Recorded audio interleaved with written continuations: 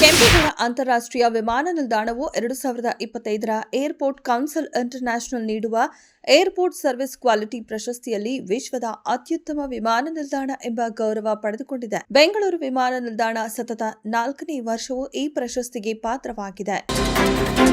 ರಾಜ್ಯ ಬಜೆಟ್ನಲ್ಲಿ ಮೈಸೂರು ನಗರದ ಅಭಿವೃದ್ಧಿಗೆ ಪೂರಕವಾದ ಯೋಜನೆ ನೀಡುವಂತೆ ಹಾಗೂ ಅನುದಾನ ಒದಗಿಸುವಂತೆ ಮೈಸೂರಿನವರೇ ಆದ ಮುಖ್ಯಮಂತ್ರಿ ಸಿದ್ದರಾಮಯ್ಯ ಅವರನ್ನ ಕೋರಿದ್ದೇನೆ ಎಂದು ನರಸಿಂಹರಾಜ ಕ್ಷೇತ್ರದ ಶಾಸಕ ತನ್ವೀರ್ ಸೇಠ್ ತಿಳಿಸಿದರು.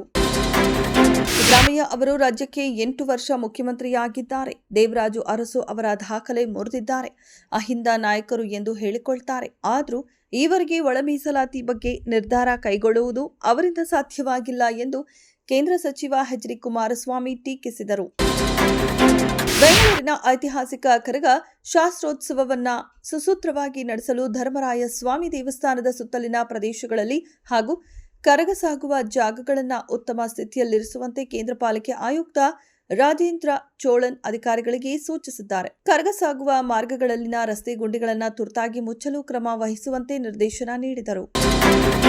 ರಾಜ್ಯ ಕಾಂಗ್ರೆಸ್ ಸರ್ಕಾರವು ಸರಿಯಾದ ರೀತಿಯಲ್ಲಿ ಮೀಸಲಾತಿ ಅನುಷ್ಠಾನಗೊಳಿಸದೆ ಗೊಂದಲ ಸೃಷ್ಟಿ ಮಾಡಿ ಎಸ್ಸಿ, ಎಸ್ಟಿ ಹಾಗೂ ಹಿಂದುಳಿದ ಸಮುದಾಯಕ್ಕೆ ಅನ್ಯಾಯ ಮಾಡುತ್ತಿದೆ. ಇದರ ವಿರುದ್ಧ ಬಿಜೆಪಿ ಉಗ್ರ ಹೋರಾಟ ಮಾಡಲಿದೆ ಎಂದು ಮಾಜಿ ಸಚಿವ ಬಿ ಶ್ರೀರಾಮುಲು ಎಚ್ಚರಿಸಿದ್ದಾರೆ. ಮಂಗಳೂರಿನ ಬಾಬಾ ಬುಡಾನ್ಗಿರಿಯ ಸೌಹಾರ್ದ ಪರಂಪರೆಯನ್ನ ಸಂರಕ್ಷಿಸಲು ಹಾಗೂ ಸಂಪ್ರದಾಯದಂತೆ ಉರುಸ್ ನಡೆಸಲು ಅವಕಾಶ ನೀಡುವಂತೆ ಜಿಲ್ಲಾಧಿಕಾರಿಗಳಿಗೆ ನಿರ್ದೇಶನ ನೀಡಬೇಕು ಎಂದು ಕರ್ನಾಟಕ ಸಮಸ್ತ ಪ್ರಗತಿಪರ ಸೌಹಾರ್ದ ಸಂಘಟನೆಗಳ ಮುಖಂಡರು ಮುಖ್ಯಮಂತ್ರಿ ಸಿದ್ದರಾಮಯ್ಯಗೆ ಬಹಿರಂಗ ಪತ್ರದ ಮೂಲಕ ಆಗ್ರಹಿಸಿದ್ದಾರೆ. ಪಶ್ಚಿಮ ಬಂಗಾಳದ ರಾಜ್ಯಪಾಲ ಸಿವಿ ಆನಂದ ಬೋಸ್ ತಮ್ಮ ಸ್ಥಾನಕ್ಕೆ ರಾಜೀನಾಮೆ ನೀಡಿದ್ದು, ಇದರ ಬೆನ್ನಲ್ಲೇ ಕೇಂದ್ರ ಸರ್ಕಾರ ತಮಿಳುನಾಡಿನ ರಾಜ್ಯಪಾಲ ಆರ್.ಎಸ್. ರವಿ ಅವರನ್ನ ಆ ಸ್ಥಾನಕ್ಕೆ ವರ್ಗಾವಣೆ ಮಾಡಿದೆ. ಕೇಂದ್ರವು ಒಕ್ಕೂಟ ವ್ಯವಸ್ಥೆಯ ತತ್ವಗಳನ್ನು ಗೌರವಿಸಬೇಕು ಮತ್ತು ರಾಜ್ಯಗಳ ಘನತೆಯನ್ನ ಕುಗ್ಗಿಸುವ ಏಕಪಕ್ಷೀಯ ನಿರ್ಧಾರಗಳನ್ನು ತೆಗೆದುಕೊಳ್ಳುವುದನ್ನು ತಡೆಯಬೇಕು ಎಂದು ಮಮತಾ ಬ್ಯಾನರ್ಜಿ ಅಸಮಾಧಾನ ಹೊರಹಾಕಿದ್ದಾರೆ. ಭಾರತ ಮತ್ತು ಕೆನಡಾ ನಡುವೆ ಇತ್ತೀಚೆಗೆ ಏರ್ಪಟ್ಟಿರುವ ಯುರೇನಿಯಂ ಪೂರೈಕೆ ಒಪ್ಪಂದ ಹಾಗೂ ಪರಮಾಣು ತಂತ್ರಜ್ಞಾನ ಸಹಕಾರವನ್ನು ಪಾಕಿಸ್ತಾನ ಪ್ರಶ್ನಿಸಿದೆ. ಈ ಒಪ್ಪಂದವು ಅಂತಾರಾಷ್ಟ್ರೀಯ ನಿಯಮಗಳಿಗೆ ವಿರುದ್ಧವಾಗಿದೆ ಮತ್ತು ಇದು ಭಾರತಕ್ಕೆ ತನ್ನ ಪರಮಾಣು ಶಸ್ತ್ರಾಸ್ತ್ರಗಳನ್ನು ಹೆಚ್ಚಿಸಲು ಸಹಾಯ ಮಾಡುತ್ತದೆ ಎಂದು ಪಾಕಿಸ್ತಾನ ಗಂಭೀರ ಆರೋಪ ಮಾಡಿದೆ.